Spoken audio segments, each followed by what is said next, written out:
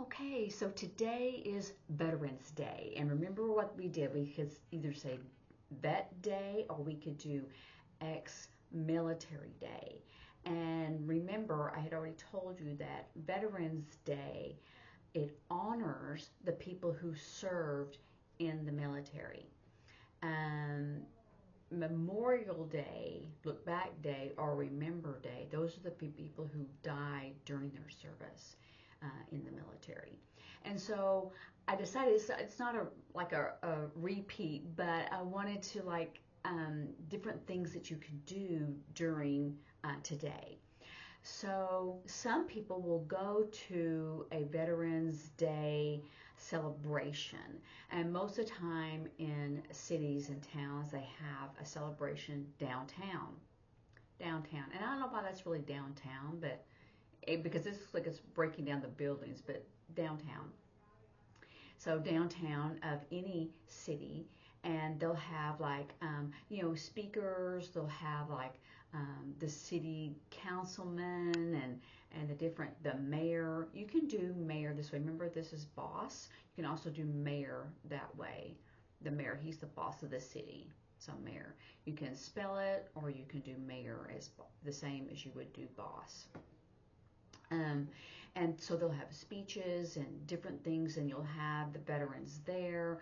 They'll have different tables set up about different organizations that help veterans. That is a good thing to go to, because then you'll hear maybe some stories. You'll have someone who's speaking. Other than the political people speaking, you'll have normally someone who is still in the service that tells a story about maybe different vets or what's important. And also you can listen to veterans and what they are saying. They can tell some stories, and most of the time they don't say anything. So for their own memories and to protect other people. But if they want to tell a story, listen to them, and it helps you understand what they are feeling and going through. Because when they come back home, it's not the same. They've had such a different experience than you and I. So listen to them.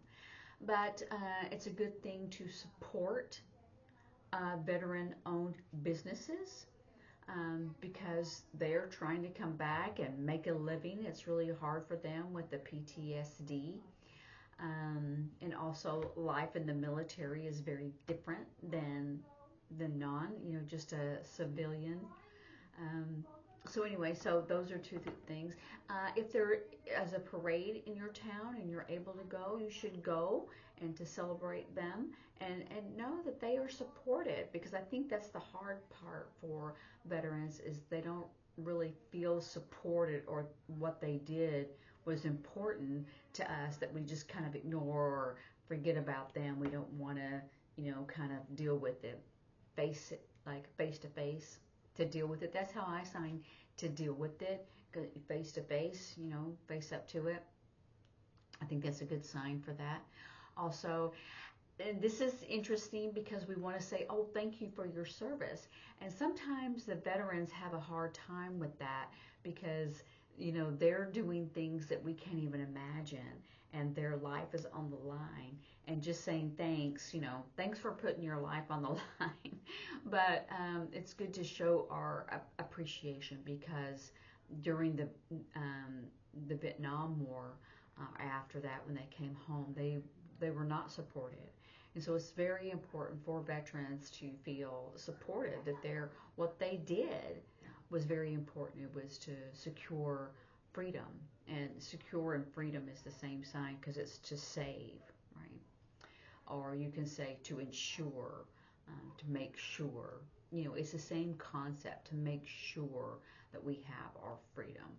So think about those kinds of things, about what signs and phrases make sense.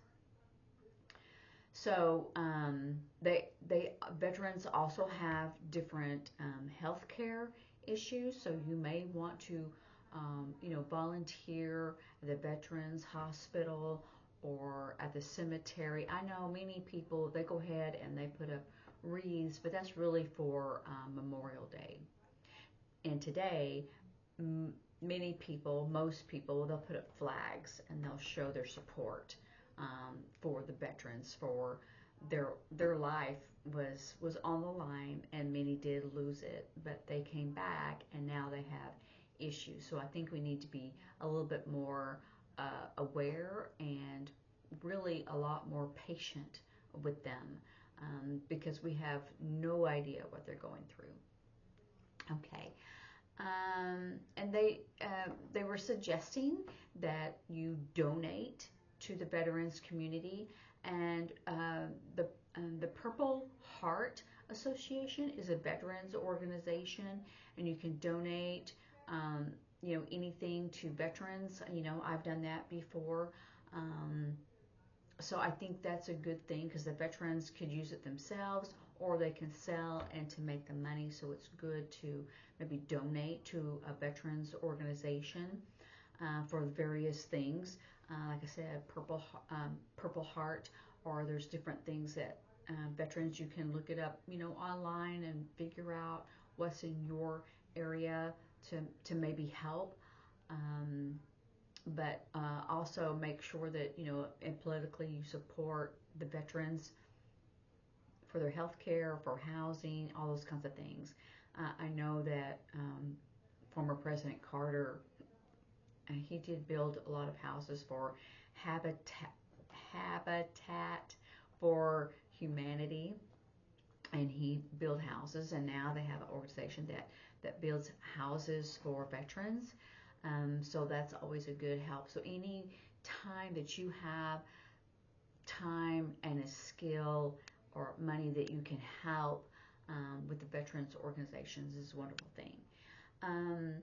And also, I know that the Daughters of the American Revolution, DAR, they they collect stories about veterans. It's really a veterans organization. You do family history, but it's really you go back into your family with a veteran. So it's really a veterans organization. They also have boxes that they set up, and then they send to the different troops in the different countries to help them. So anytime that you can get involved with the community that can really benefit veterans is a good thing. So, I hope you can do that, and I hope that you can learn some of the signs that kind of go with this. They're not, a lot. It's mostly the kind of the same things that you do, but you have to kind of think about, what am I saying? What signs would I use? What does it really, mean? Like, for example, when